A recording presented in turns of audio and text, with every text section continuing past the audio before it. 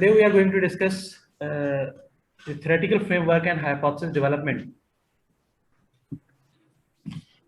Previous sessions में हमने first 3 steps discuss किए थे, जिसमें ब्रॉड प्रॉब्लम एरिया था, लिटरेचर रिव्यू और प्रॉब्लम डेफिनेशन थी। इसके बाद हम आज 2 स्टेप्स को डिस्कस करेंगे, theoretical framework and hypothesis development. So these are the objectives of this chapter जिसको हमने फोकस करना है. So these are the 2 steps 4 and 5. यहाँ पर आप देखें तो हमने broad problem area first step cover किया था, देन प्रिलिमिनरी डाटा गैदरिंग में हमने लिटरेचर सर्वे को देखा था और फिर प्रॉब्लम डेफिनेशन कंप्लीट की थी. The theoretical framework represents your beliefs on how certain phenomena or variables or concepts are related to each other. आप एक मॉडल डेवलप करते हैं जिसमें देखते हैं कि वेरिएबल्स का आपस में कनेक्शन क्या है, वो वेरिएबल्स आपस में पॉजिटिवली लिंक्ड है, नेगेटिवली लिंक्ड है, कौन सा वेरिएबल कौन सा रोल प्ले कर रहा है. And second thing, an explanation on why you believe that these variables are associated to each other. So again you must have to check it out a theoretical background over here कि आपने जो 2 variables के दरमियान association check करवाई है, क्या वो वाकई ही बनती भी है कि नहीं. तो इसको प्रॉपर्ली थ्योरी की बेस होना भी इसके पीछे जरूरी है.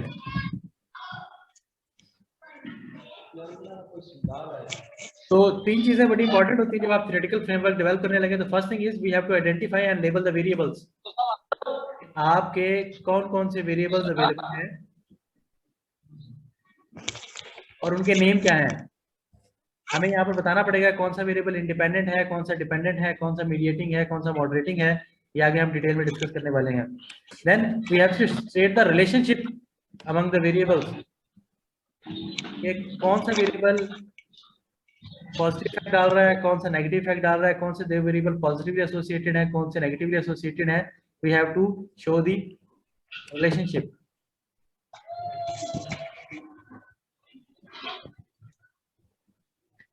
And then we have to formulate hypothesis on the basis of these relationships. And the third step is explain how or why we expect these relationships. These are the theoretical basis. These are the theories कि हमें बताना पड़ेगा कि जो आपने ऊपर relationship define किए हैं उसके पीछे रीजन क्या थी. तो वेरिएबल असल में होता क्या है, एनी कॉन्सेप्ट और कंस्ट्रक्ट दैट वेरीज और चेंजेस वैल्यू. तो जो भी आपकी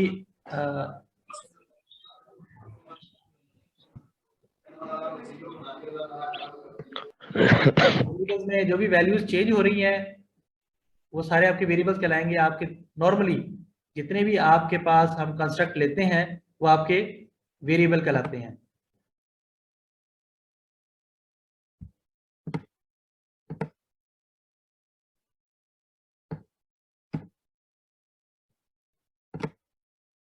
तो हमारे पास 4 डिफरेंट टाइप्स के वेरिएबल्स होते हैं जी. Dependent variable, independent variable, moderating and mediating. Mediating variable को इंटरवेनिंग वेरिएबल भी कहा जाता है.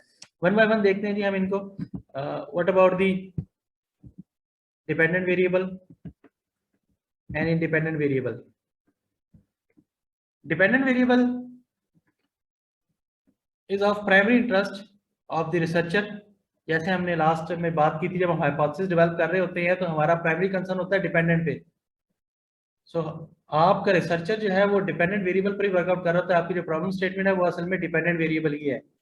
So the goal of this research project is to understand, predict और explain the variables of this variable और वेरिएबिलिटी इन दिस वेरिएबल. तो आप असल में करना क्या चाह रहे होते हैं, आप जिस चीज को रीड करना चाह रहे हैं वो आपका असल में डिपेंडेंट वेरिएबल है. रिसर्च क्वेश्चन आपका डिपेंडेंट वेरिएबल है. Independent variable are the influence the dependent variable in either positive or negative way. आपका इंडिपेंडेंट वेरिएबल पर पॉजिटिव या नेगेटिव इफेक्ट शो करवा सकता है. सो एक से ज्यादा इंडिपेंडेंट वेरिएबल हो सकते हैं और एक से ज्यादा डिपेंडेंट वेरिएबल भी हो सकता है, depending on the type of research you are conducting. Normally अगर डिपेंडेंट वेरिएबल्स एक से ज्यादा हों तो कॉम्प्लेक्स होता जाता है प्रॉब्लम, और अगर आपके इंडिपेंडेंट वेरिएबल्स कम हो तो मॉडल सिंप्लिसिटी की तरफ चला जाता है. तो हम बैलेंस एक डेवलप करने की कोशिश करते हैं डिपेंडिंग ऑन दी थ्योरी कि जिस थ्योरी का फॉलो कर रहे हैं वो कितने वेरिएबल्स को independent, dependent, moderating, mediating show करवा रही है। Here we have an example. The list हमें एक एग्जांपल दी गई है जिसमें हमने इंडिपेंडेंट और डिपेंडेंट वेरिएबल सर्च करने हैं। And applied researcher want to increase the performance of organizational members in the particular bank. So over here आपका रिसर्चर का जो रिसर्च ऑब्जेक्टिव है वो है परफॉर्मेंस ऑफ द ऑर्गेनाइजेशन। तो ये हमारा क्या है, डिपेंडेंट वेरिएबल है। So dependent variable is organization performance because the researcher want to focus on organization performance, this is the dependent variable. एक और एग्जांपल देख लेते हैं जी। A marketing manager wonder why the recent advertisement strategy does not work. So इसमें हमारे पास dependent variable क्या होगा, the advertising strategy. So the advertising strategy, because the marketer or the marketing manager is interested in knowing why the recent strategy is not working. So जो आपका research question होगा वही आपका dependent variable होगा। यहाँ पर एक और हमारे पास example है जिसमें दोनों टाइप के वेरिएबल मिलेंगे। Research study indicated that the successful new product development has an influence on the stock market prices. So that is, the more successful the new product turns out to be, the higher will be the stock market price of the firm. So दो variables का यहाँ पे जिक्र हुआ है। एक तो problem statement है कि स्टॉक मार्केट प्राइसेस क्यों इफेक्ट होती है, that is depending on the success of the new product. तो इंडिपेंडेंट वेरिएबल हमारा क्या होगा, द न्यू प्रोडक्ट, और डिपेंडेंट वेरिएबल हमारा क्या होगा, द स्टॉक मार्केट प्राइसेस, क्योंकि प्रोडक्ट की सक्सेस या फेलियर मार्केट प्राइस पर इफेक्ट कर रही है।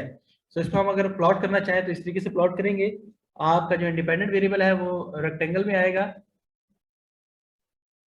तो new product success is affecting on stock market prices. तो यहाँ पर ओवल शेप रेक्टेंगल जो है वो हमारा डिपेंडेंट वेरिएबल को शो करवा रहा है। तो दिस इज राइट साइड पर हमारा डिपेंडेंट वेरिएबल है और लेफ्ट साइड पर इंडिपेंडेंट वेरिएबल। तो जब भी आप अपने वेरिएबल्स के रिलेशनशिप को प्लॉट करेंगे तो हमेशा लेफ्ट साइड पर इंडिपेंडेंट को शो करवाएंगे और राइट साइड पर डिपेंडेंट को शो करवाएंगे। So here are some other examples जिसको मैं इस पीपीटी को शेयर कर दूंगा आपके साथ, इस तो आप वहां पर इस अदर एग्जांपल्स को भी देख सकते हैं। So that is about the power distance and managerial values. Here is another, we have another example about the production and supervision and training.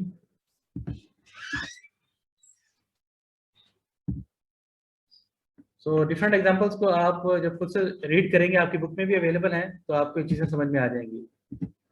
Now have a look on the moderating variable. The moderating variable is a variable which is showing the effect on the relationship between two variables. तो जो दो variables का relationship है उनके दरमियान में ये effect कर रहा होता है और वो इन दोनों के रिलेशनशिप को वीक भी कर सकता है और स्ट्रॉन्ग भी कर सकता है। सो टू वे इफेक्ट होता है इसका। So may be strengthening the relationship, may be weaken the relationship.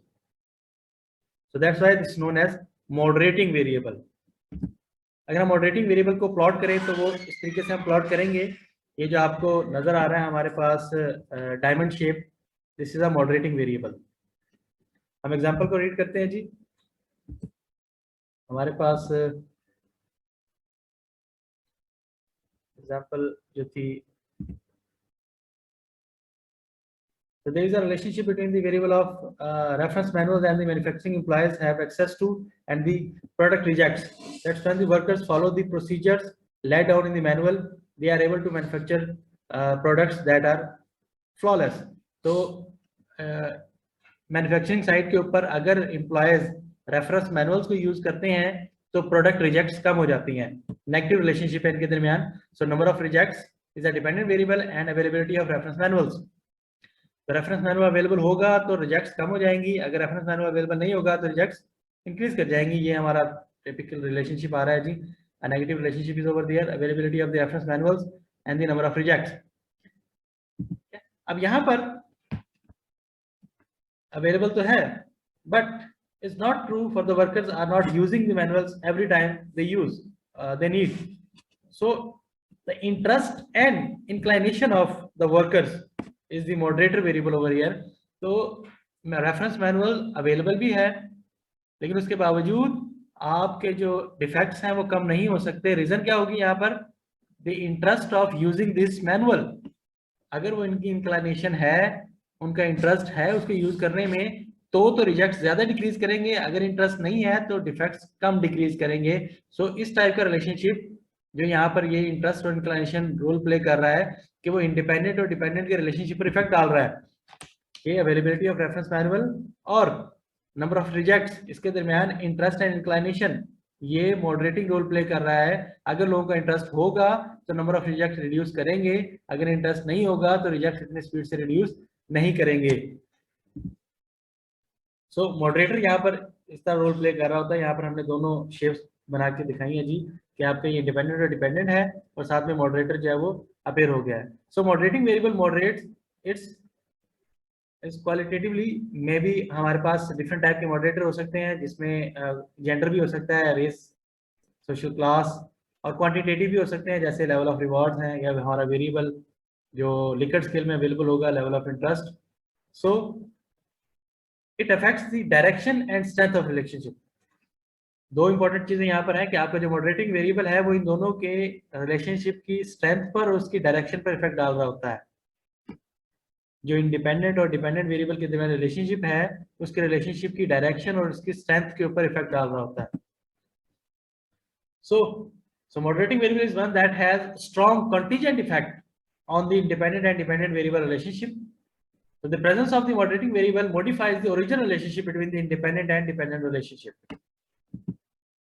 So we have another example.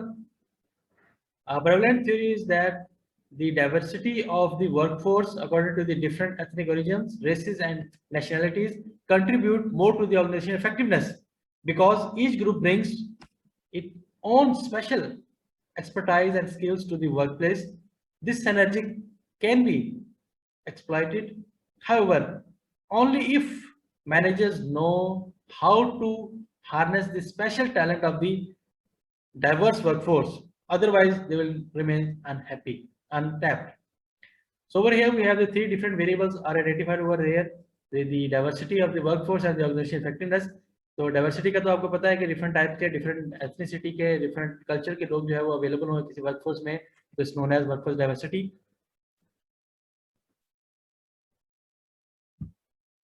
So workforce diversity जितनी ज्यादा होगी ऑर्गेनाइजेशन इफेक्टिवनेस उतनी ज्यादा होगी, लेकिन ये उसी वक्त पॉसिबल हो सकती है जब आपके मैनेजर के पास कैपेबिलिटी हो कि इस वर्कफोर्स डाइवर्सिटी को प्रॉपर्ली यूज कर सके। सो यहाँ पर ये जो हार्नेस ऑफ द मैनेजर है that is the moderating variable. So अगर हम इसको चेक करें, so workforce diversity is the independent variable, organisation effectiveness is the dependent variable, and over here managerial expertise to use this workforce diversity in proper way, that is a moderating variable.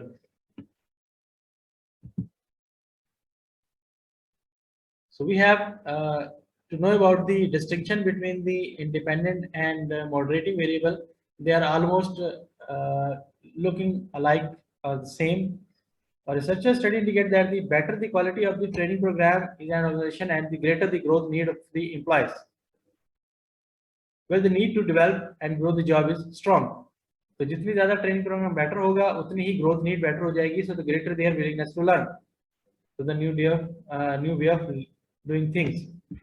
So over here हमारा dependent variable जो है वो है employees willingness to learn, and the independent variable is the training program and the growth need strength. तो हमारे पास available है, this is the direct relationship among the two variables, willingness to learn and training program growth need. ठीक है जी, ये हमारे dependent और independent variables हैं जी। So we have our dependent variable, over here we have independent variable. अब अगर हम यहाँ पर मॉडरेटिंग वेरिएबल इंट्रोड्यूस करवाएं, तो another situation where researchers study indicate that the willingness of employee to learn new ways of doing things is not influenced by the quality of training program offered by the organizations to all people without any distinction. Only those with high growth need seems to have yearning to learn to do new things through specialized training. तो तमाम लोगों के ऊपर training programme effect नहीं करता, बल्कि सिर्फ उन लोगों पर इफेक्ट करता है जिनको, only those with high growth need, जिनको ग्रोथ की जरूरत भी होती है। So over here हमारे पास ये जो ग्रोथ नीड है ये एक नया वेरिएबल अपेयर हुआ है, that is a moderating variable. So our dependent variable is willingness to implies willingness to learn, dependent variable हमारा वही है जी, quality of the training programme independent variable, और हमारा मॉडरेटिंग वेरिएबल यहाँ पर नया पेयर हुआ है, that is the growth need. तो जिनकी ग्रोथ नीड होगी उनकी डिपेंडेंट वेरिएबल जो विलिंगनेस टू लर्न है वो इंक्रीज करेगा, और जिनकी ग्रोथ नीड नहीं होगी उनका विलिंगनेस टू लर्न इंक्रीज नहीं करेगा। So there is a difference between the variance of moderating variable and absence of moderating variable that can be plotted over here। तो हम यहाँ पर चेक करें तो over here we have the training program and the willingness to learn over here। so वो लोग जिनमें high growth need है उनके ऊपर इफेक्ट जो है वो ज्यादा होगा। आप देखिए that is a more straight to the positive axis, relationship को ज्यादा स्ट्रॉन्ग कर रहा है। और अगर जिनमें ग्रोथ नीड लो है वो steeper to the horizontal axis हो गया, मींस के रिलेशनशिप वीक हो गया है, मींस ट्रेनिंग प्रोग्राम का विलिंगनेस टू लर्न पे इफेक्ट रिड्यूस हो गया है उन लोगों के लिए जहां पर ग्रोथ नीड लो है, और वहां पर स्ट्रॉन्ग हो गया है जहां पर ग्रोथ नीड हाई है। So this is the beauty of moderating variable. जब भी आप अपने मॉडल में मॉडरेटर को इन्फ्लुएंस करेंगे, ऐड करेंगे, तो आपको इस टाइप का एक ग्राफ डेवलप करना पड़ेगा तो चेक इट आउट कि your moderating variable is effecting in which way, उसकी अपीयरेंस, उसकी एब्सेंस, उसका स्ट्रॉन्ग होना और उसके वीक होने से रिलेशनशिप पे क्या इफेक्ट पड़ रहा है। Now work on the mediating variable. Mediating variable is also known as the intervening variable. So an intervening variable is one that occurs between the independent and dependent variable. It is caused by the independent variable and it itself is caused on the dependent variable. ये वो variable है जो कि independent variable के appear होने के बाद आता है। So no directly observed, but that links the independent and dependent variables. So direct effect नहीं शो करवाएगा ये डिपेंडेंट वेरिएबल के ऊपर, सिर्फ इंडिपेंडेंट वेरिएबल के इफेक्ट को कैरी फॉरवर्ड करेगा डिपेंडेंट वेरिएबल के ऊपर। That's why it's known as intervening और मीडिएटिंग। ये मीडिएटर का रोल प्ले करता है कि इंडिपेंडेंट वेरिएबल के इफेक्ट को कैरी करता है और उसको एनहांस करके डिपेंडेंट वेरिएबल के ऊपर डाल देता है। Here we have an example. A prevalent theory is that the diversity of the workforce, जो अभी हमने की था, कि it's affecting on the organization effectiveness because each group brings its own special expertise and skills to the workplace. This synergy can be exploited, however, only if managers know how to harness the special talent of the diversity workforce. Otherwise, they will remain untapped. हमने यहाँ पर देखा था कि हमारे पास dependent, dependent और moderating variable available थे। अब हम यहाँ पर चेक करें सिनर्जी को कि अगर इंडिपेंडेंट वेरिएबल जो कि हमारा है वर्कफोर्स डाइवर्सिटी, इन वर्कफोर्स डाइवर्सिटी में सिनर्जी आ जाए विच इज दी मीडिएटिंग का रोल प्ले करेगा वो, तो आपका ऑर्गेनाइजेशन इफेक्टिवनेस और ज्यादा इंक्रीज कर जाएगी। So that the surface as the function of the diversity is workforce is creative synergy. तो अगर आपकी वर्कफोर्स डाइवर्सिटी में क्रिएटिव सिनर्जी भी अवेलेबल हो जाएगी तो ऑर्गेनाइजेशन इफेक्टिवनेस और ज्यादा इंक्रीज कर जाएगी। So it is a carry over effect. So to create this creative synergy results from the diverse workforce interacting and bringing together their expertise in problem solving. Note that creative synergy, the intervening variable, surface at time 2, means कि पहले आपका independent variable appear होगा which is at time 1, that is workforce diversity, फिर उसके बाद time 2 पर आपका intervening variable creative synergy appear होगी to bring about the organization effectiveness, that is at the time 3। जो आपका dependent variable है वो time 3 पर available होगा। Here we have to look at the figure. तो टाइम 1 पर आपका इंडिपेंडेंट वेरिएबल अपीयर हुआ which is the workforce diversity. इसके इफेक्ट को कैरी फॉरवर्ड किया क्रिएटिव सिनर्जी ने, और यहाँ पर पैरेलल एक्सिस रेक्टेंगल जो है वो आपको नजर आ रही है, that is known as the mediating variable और इंटरवेनिंग वेरिएबल जो कि कैरी ओवर कर रहा है इंडिपेंडेंट वेरिएबल के इफेक्ट को डिपेंडेंट वेरिएबल पर। तो आपका डिपेंडेंट वेरिएबल टाइम 3 पर अपीयर हो रहा है, that is the organization effectiveness. तो अगर आप मीडिएटिंग या इंटरवेनिंग वेरिएबल को देखें तो ये एक एरो को रिसीव कर रहा है और एक एरो को आगे सेंड कर रहा है। So in this way it is receiving the effect and forwarding the effect, that's why it's known as mediating variable. इससे रेलेवेंट और भी एग्जांपल आपको बुक में नजर आएंगी। हम अपने एग्जांपल को अगर कंप्लीट करें जो हमने अभी ऑर्गेनाइजेशन इफेक्टिवनेस वाली देखी है, तो उसमें हमने मॉडरेटिंग वेरिएबल क्या लिया था जी, organisation expertise. So workforce diversity is our independent variable. Organization effectiveness is our dependent variable. Managerial expertise is a moderating variable, and creative synergy is the intervening variable or mediating variable. So in this way, this is the complete diagram, और इस diagram को हम कहते हैं schematic diagram. इसे हम कहते हैं schematic diagram और theoretical framework. ये है आपका theoretical framework.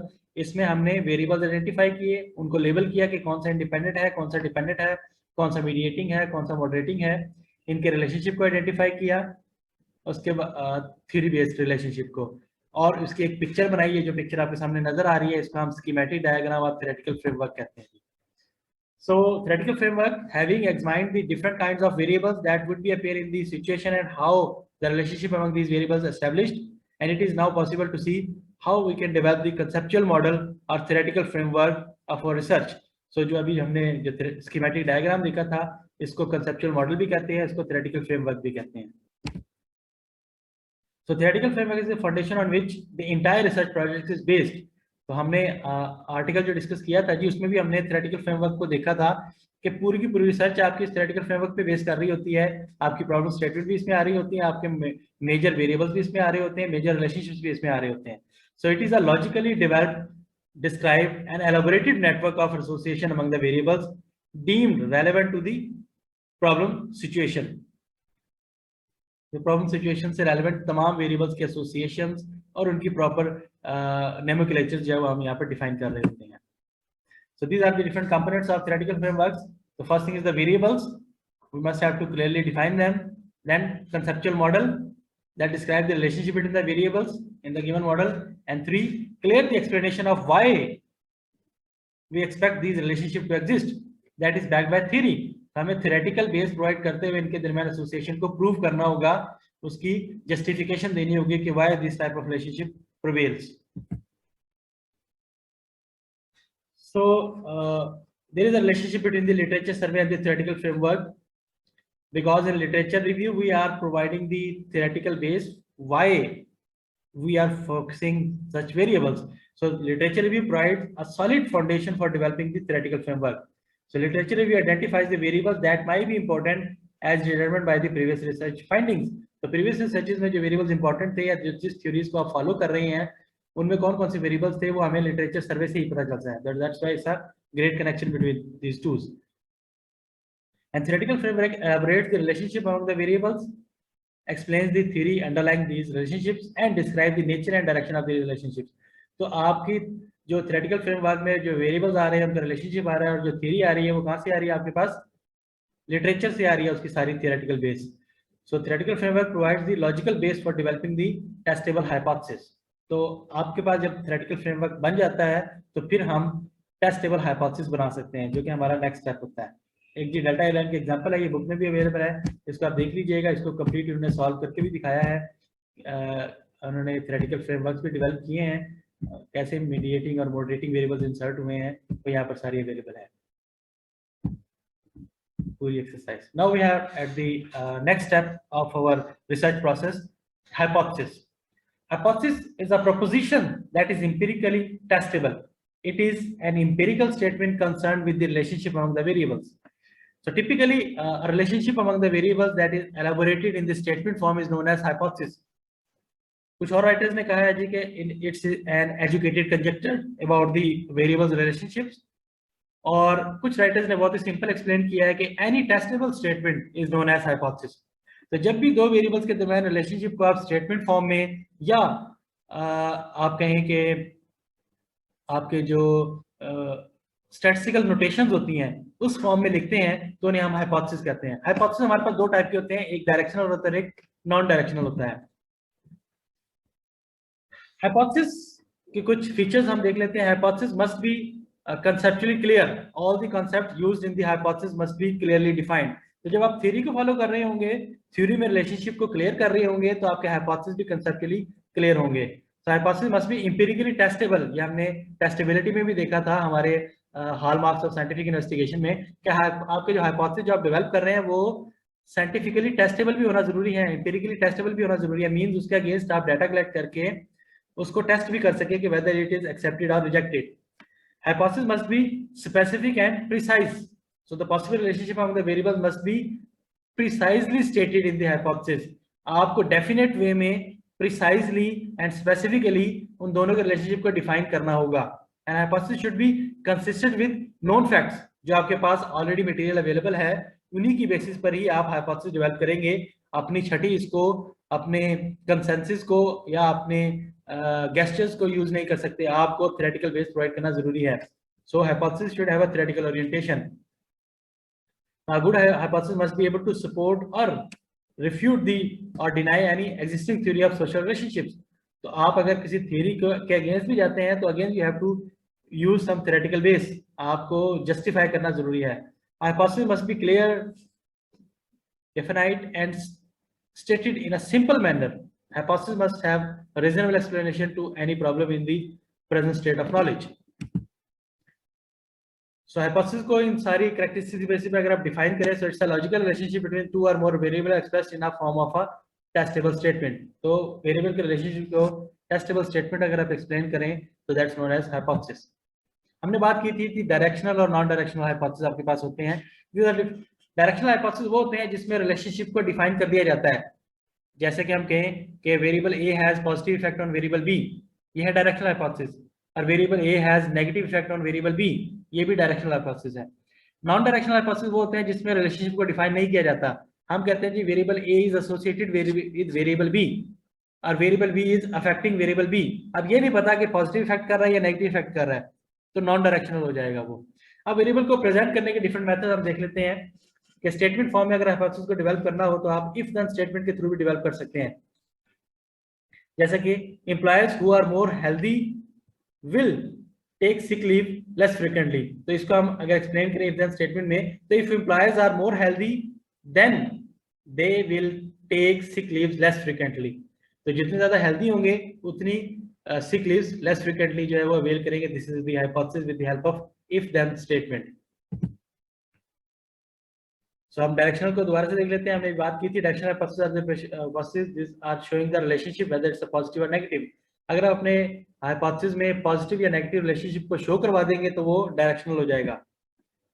So the greater the stress experience in the job, the lower the job satisfaction of the employees. और women are more motivated than men और men are more motivated than men. ये direction हम identify कर रहे हैं कि एक चीज उससे ज्यादा बेटर है या पॉजिटिव या नेगेटिव रिलेशनशिप अवेलेबल है, तो इसे हम कहते हैं directional hypothesis. Non directional hypothesis, these are no indication of the direction of the relationship between the hypothesis or the variables. There is a relationship between age and job satisfaction. अब ये नहीं पता कि पॉजिटिव रिलेशनशिप है या negative है, सिर्फ हम रिलेशनशिप बता रहे हैं, इसी वजह से इसे नॉन डायरेक्शनल कहा जाता है. एक और एग्जांपल देख लेते हैं कि there is a differences between the work ethic values of the American and Arabian employees. So वो क्या डिफरेंसेस हैं, वो पॉजिटिव डिफरेंसेस हैं या नेगेटिव डिफरेंसेस हैं, वी डोंट नो. तो जब आप इस टाइप के हाइपोथेसिस डेवलप करेंगे जिसमें डायरेक्शन नहीं होगी तो नॉन डायरेक्शनल हाइपोथेसिस होगी. हमारे पास दो टाइप के हाइपोथेसिस होते हैं, एक नल हाइपोथेसिस होता है और एक अल्टरनेटिव हाइपोथेसिस होता है. तो the null hypothesis is the proportion that the state perfect exact relationship between the two variables. हमारा नल हाइपोथेसिस हमारा हमेशा दो वेरिएबल्स के दरमियान रिलेशनशिप की इक्वालिटी को शो करवाएगा. That's why it's known as null hypothesis. So it states that the population correlation between the two variables is equal to 0. Equal to 0 means there is no relationship. और अगर relationship होगा तो इसका मतलब there may be greater than 0 positive relationship और less than 0 negative relationship. ठीक है जी. तो आपका जो हाइपोथेसिस है वो नल होगा या अल्टरनेटिव होगा. तो नल हाइपोथेसिस जो है वो असल में आपका हाइपोथेसिस नहीं होता, रिसर्चर का हाइपोथेसिस नहीं होता, जैसे हमने लास्ट टाइम भी बात की थी, क्योंकि हम अपने सारी वर्किंग नल हाइपोथेसिस पे करते हैं इसको रिजेक्ट करने के लिए, ताकि आपका अल्टरनेटिव हाइपोथेसिस एक्सेप्ट हो जाए. आपका अल्टरनेटिव हाइपोथेसिस ही असल में रिसर्चर का हाइपोथेसिस होता है. आप जब आर्टिकल पढ़ते हैं तो उसमें एक लाइन का हाइपोथेसिस लिखा हुआ नजर आता है, वो असल में अल्टरनेटिव हाइपोथेसिस होता है. आपको जो आर्टिकल शेयर किया गया था उसको आप देखेंगे तो उसमें आपको हाइपोथेसिस नजर आएंगे, वो सारे अल्टरनेटिव हाइपोथेसिस हैं. So the alternative hypothesis is the opposition of the null hypothesis, is a statement expressing the relationship between the two variables or indicating difference between two variables. तो अल्टरनेटिव हाइपोथेसिस में not equal to का sign आएगा, या greater than का आएगा, या less than का आएगा, इक्वल टू का नहीं आएगा, बिकॉज इक्वालिटी हमेशा नल में आ रही है, तो अल्टरनेटिव में इक्वालिटी नहीं आएगी। हम कुछ एग्जांपल्स भी देख लेते हैं। ये देखिए जी हमारे पास, अगर आप मैथमेटिकल स्टैटिस्टिकल नोटेशन की फॉर्म में देखना चाहें तो हमारे पास स्टेटमेंट है जी, womens are more motivated than main.